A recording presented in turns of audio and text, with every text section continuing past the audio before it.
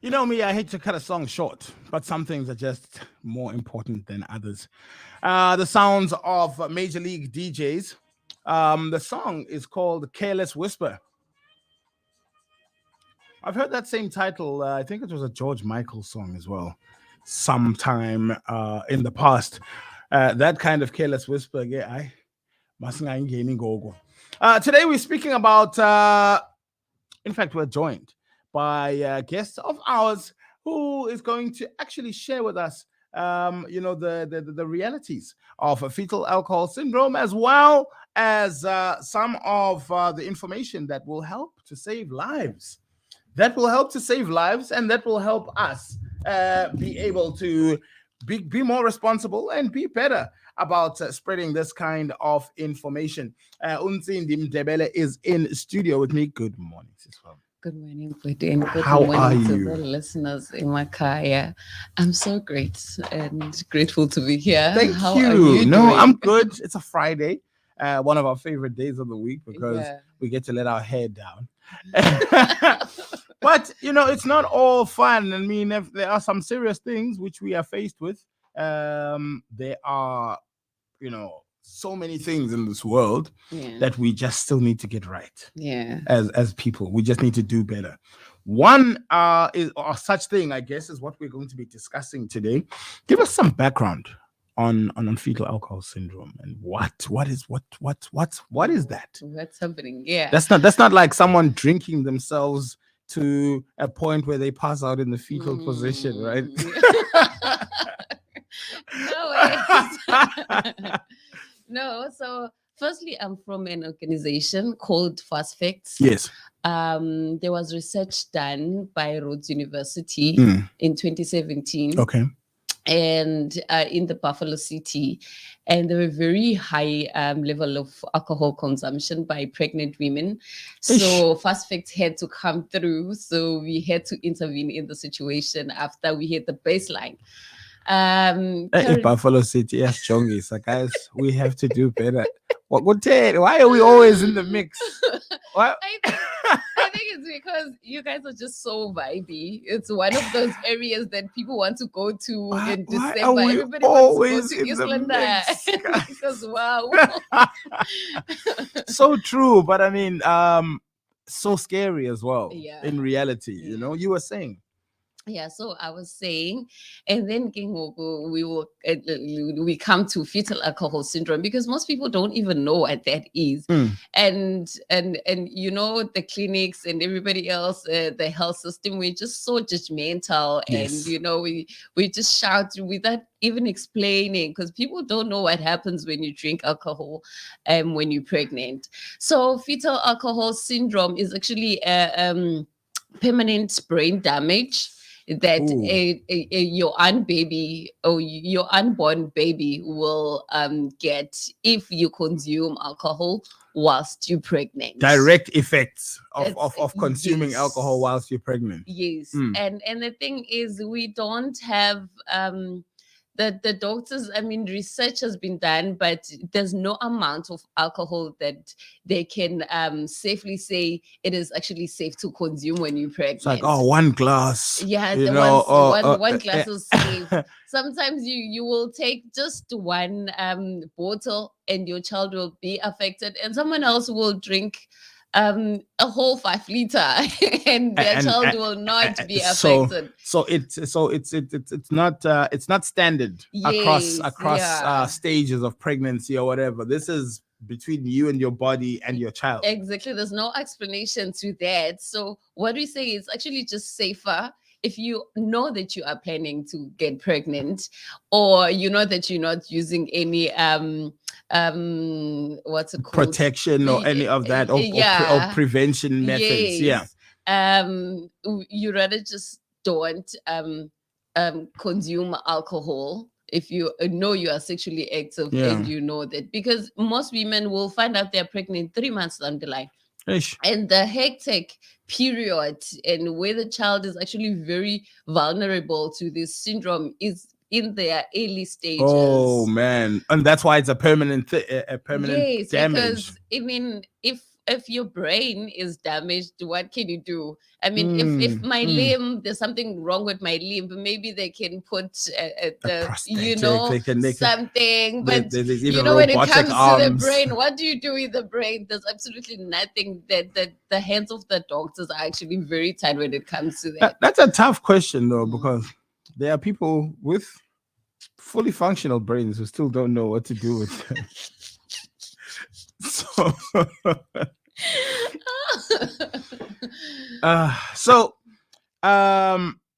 Also, guys, before we continue, like, ladies, if you know you're pregnant, there's no reason why you should be consuming alcohol anyway. Imagine. Anyway, you're complicating your life. You're putting yourself at risk. You're putting there's no need. They're just provoking us. You when you're passing by Savannah, Cubana, and you see a highly pregnant lady consuming alcohol, I'm so tempted to just go and say, but sissy, aibo. Like, no. You can't still be here. That's how you got there in the first place. Yeah. Oh man. Okay. And what are some of the effects and some of the telltale signs that this syndrome has affected a child? Firstly, there are facial features, but I don't want us to focus on them because it is very rare that you find the features. Right. Yeah. And it would cause some kind of stigma or focus. Yes. But there it is. So you've got a flat nose. You've got a flat, we don't want that. So mostly in at the primary level, the children are unable to listen in class. They are, so it's an attention span. Yes. Okay. And they are hyperactive. They cannot concentrate. They cannot listen to. I mean, the parents struggle. There's a video that once trended. This kid is around 4, 5, and he's hitting a flat screen TV. Yeah, I've seen. And Jongo Podrako has climbed a little stool. Yes, and just smashing that TV. And the parents are busy saying no. A fetal alcohol syndrome affected child. When you say no, you're actually pushing them further to do this because they want that reaction from you. Okay. Whenever you say no, that's what they want to go do exactly. So is it almost like they are wired differently? Definitely. Okay. So it's their the brain has a it sends messages to your body and your nervous system and all of that to act a certain way or not to act a certain way. So their brain is wired in a way that the message does not get through. The message that says no, do not, or stop here. No, it does not go through. For example, if they put their hand in a hot stove, the message will not go through to send the message to the body to say remove your hand, you are being as opposed to someone who is not affected by the syndrome, who would sense danger from that. So like even when your children are playing and one is affected with fetal alcohol syndrome, if they want to push them, say they're on the 3rd floor and they want to push them, even if they see that they're actually going to get hurt, they will still push them because it's more interesting to go for it. Yeah, to them, the message that should be saying, no, don't do it. This is really, really dangerous. It could go really, really bad. They just don't get there. So how does this affect a child in the early developmental stages of education, for instance? How is the learning affected by all of this? So a child with fetal alcohol syndrome will never finish school because they will not get to that level. So, we've got... so that's serious, though. It's very, very bad. That's very serious. Yeah, and you remember back in the day, you would go to school with this child who is unable to learn at all, and the teacher will just write on the report that they're going to the next level, even though they are inadequate and not ready to go there. It's that kind of thing. So but it was a known thing. It's a known thing. So you'd rather at least let them progress with their peers, but there's nothing much you can do for them when it comes to learning. So that's what they do. So the children that I've been exposed to are mostly from quite privileged homes. Okay. So their parents are able to support them to say, okay, wake up in the morning like your other siblings. You are going to go to this place. It's not really a place where you will learn and pass grades, but you will be able to hang out with your mates and there'll be activities. There'll be things that keep you busy. It's that kind of a thing. Okay. But they never like pass grades and pass matric, acquire very education. important, Ntsindi. Is someone with fetal alcohol syndrome aware that they have fetal alcohol syndrome, or that something is different with them? Is there a self-awareness attached to that? They are aware. I mean, I still say it depends in your background, in your home setting and setup. Yeah. Because for example, in our rural homes, they will tell you that a child is either bewitched or this and that. Oh yes. Oh no. Listen, we've got a list. We've got a list of go-to things. Starting from Mama, what's the next door? You see, everybody's the reason. Even the teachers are wrong for failing the child. Teacher, everything but how it really happened, How it really is. But then from the privileged homes, now they will take this child, and this child will get a proper assessment. Yes. And then they will go out of their way to try and find ways to adapt and for the child, to grow up and do well in this with this effect. So they will go and learn about fetal alcohol syndrome, and they will be able to tell the child and make them understand, okay, you can do this, Vicky, you cannot do that. And the child will understand. But even then, they have this thing of, I don't want to say it's memory loss per se, because today you will ask them their name, they will tell you their name today and their age. Yeah. And then tomorrow you ask them again, maybe they will remember their name, but they will not remember their age. Okay, so it's like a memory, a storage issue. That's so maybe they will not remember some days that they are incapable and they have these disadvantages, but some days maybe they will remember. It just differs.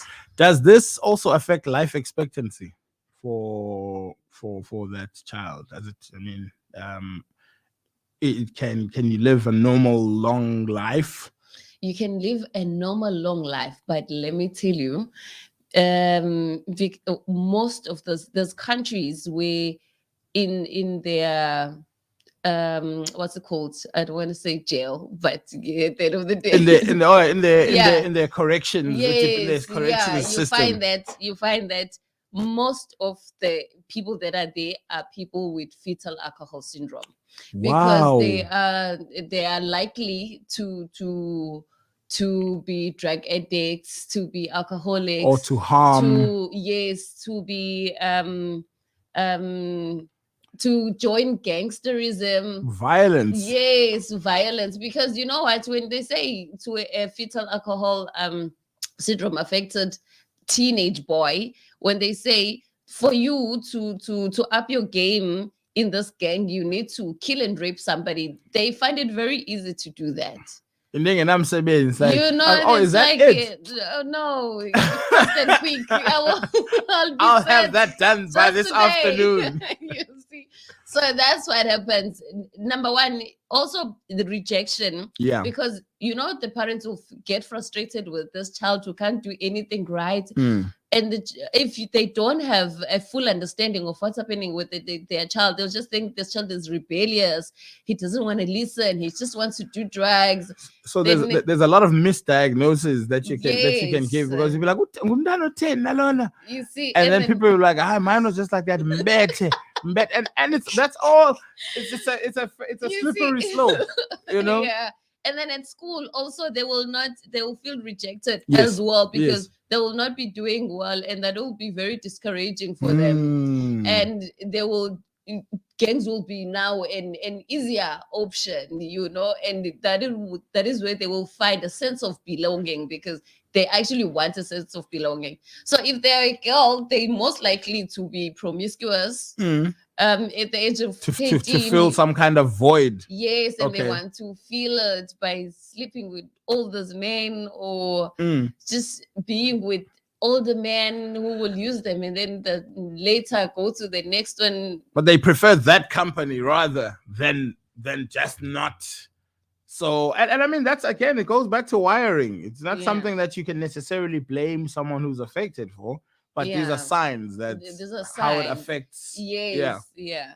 And now it becomes a cycle, because now if I dropped out of school and I'm always consuming alcohol and I sleep around, the next thing chances are you're going to get pregnant and you're going to be drinking alcohol, and your child will also be fetal alcohol syndrome affected. So it just becomes a cycle. Wow. It becomes a cycle. Really. Wow. What kind of help is available, or support, let me say, is available? Are there support groups? Are there organizations? Are there hotlines? What's the story? And what is Fast Facts saying about all of this? You see, unfortunately, we only deal with the pregnant women. Okay. So whilst you're pregnant and we know you're consuming alcohol and you need help and you want help, so we avail ourselves to make sure that we take you throughout this journey, throughout a year whilst you're pregnant until you give birth, and give you a lot of support, and help you deal with the underlying issues that are causing you to actually consume alcohol whilst you're pregnant. That is Fast Fact.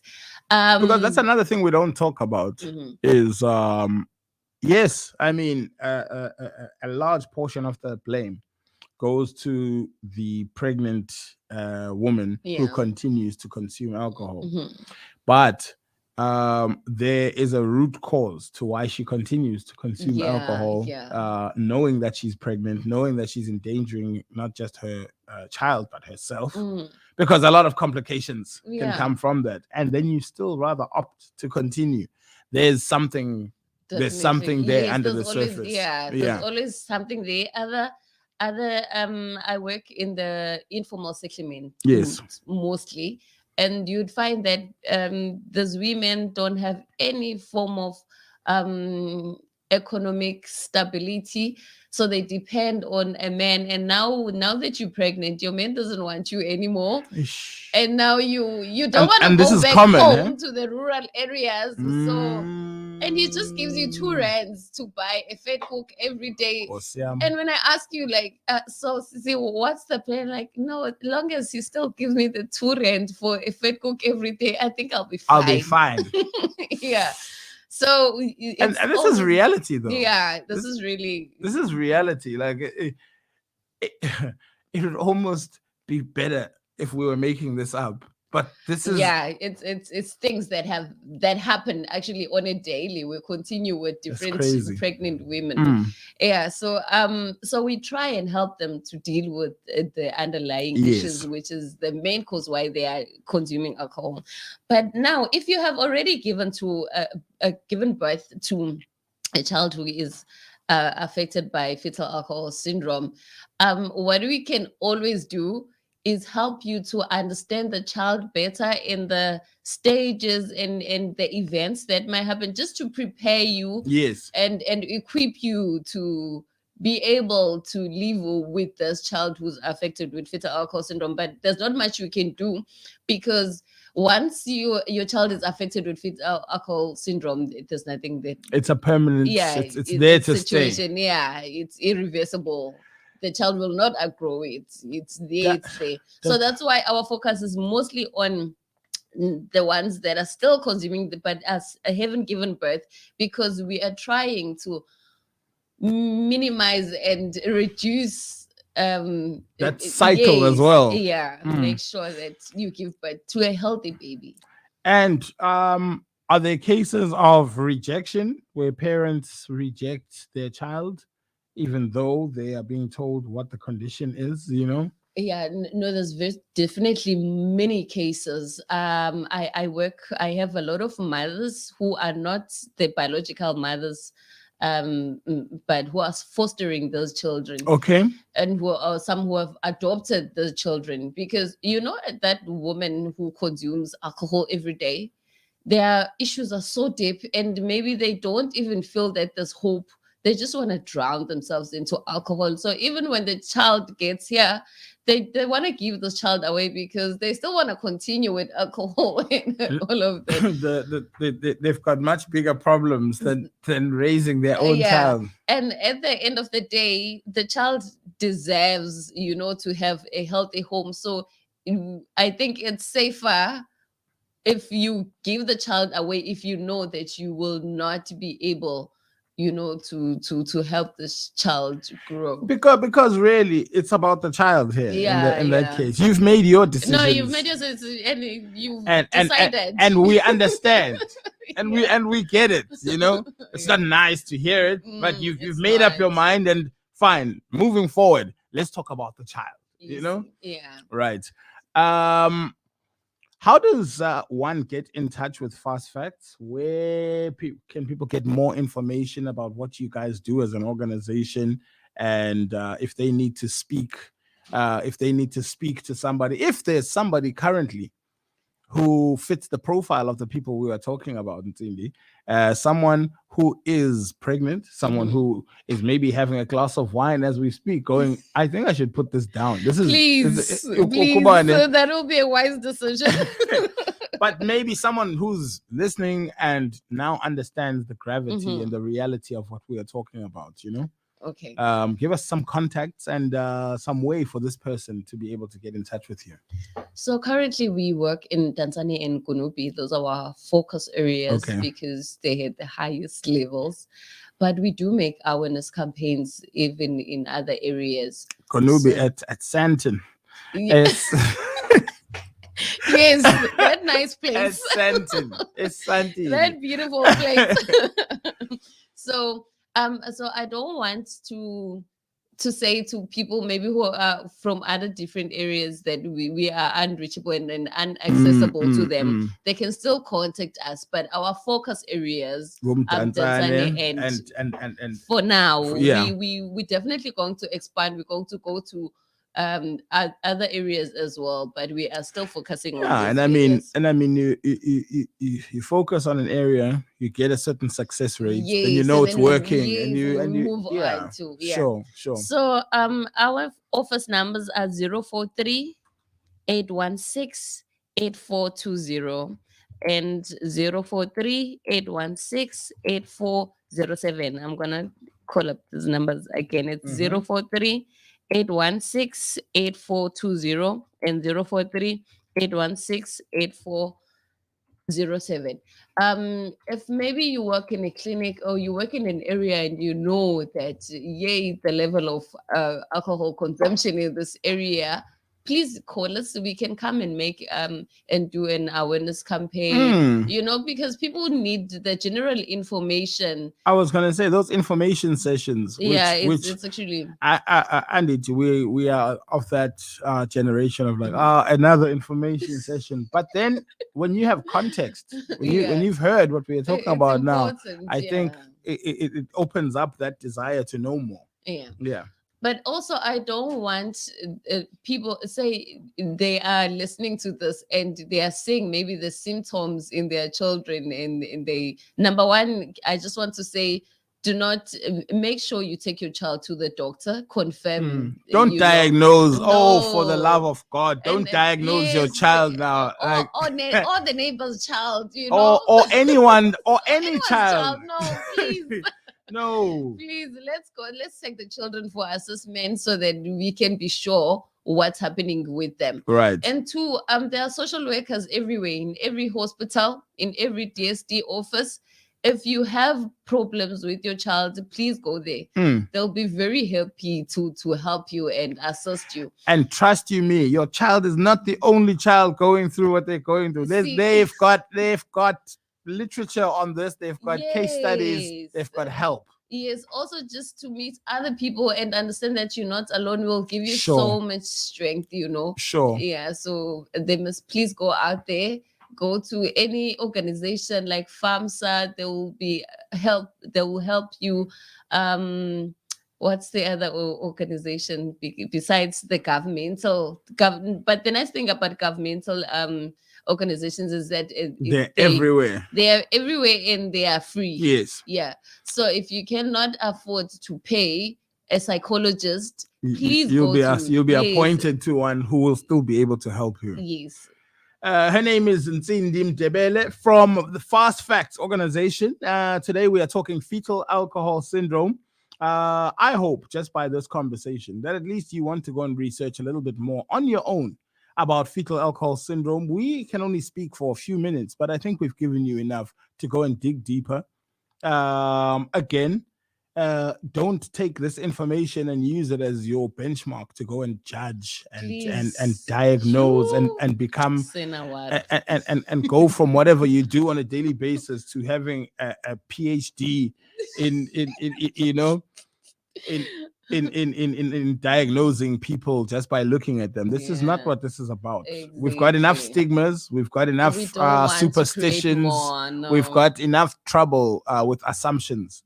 So what we do not have enough of are people going to seek the right kind of medical attention and the help. So with our help and the help of Fast Facts, we would probably be able to bring more awareness to that and more people acting responsibly. Yes. Can I just say, Leslie, that I want to appeal to the fathers to actually play a huge role in making sure that their children are also born.